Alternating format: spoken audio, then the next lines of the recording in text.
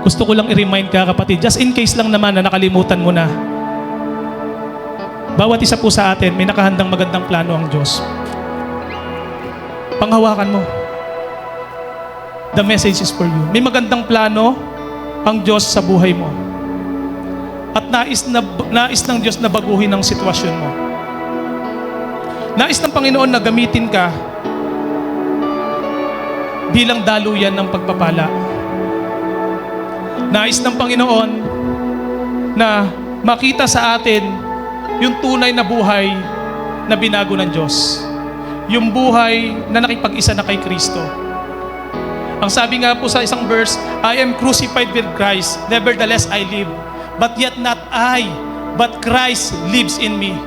And the life which I now live in the flesh, I live by the faith of the Son of God, who loved me and gave Himself for me. Tinubos ka ng mamahaling dugo ng Panginoon. Niligtas ka niya sa kasalanan. And hindi po yun nagtatapos doon.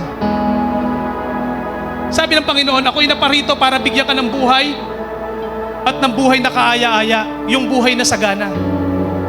At kung panghahawakan mo, kapatid, yung pangako ng Panginoon at kung magtitiwala ka lang sana sa Diyos, tiyak na mararanasan mo yung kapangyarihan ng Panginoon. Tiyak na mararanasan mo yung pag-ibig ng Diyos na ipinagkaloob niya sa bawat isa po sa atin.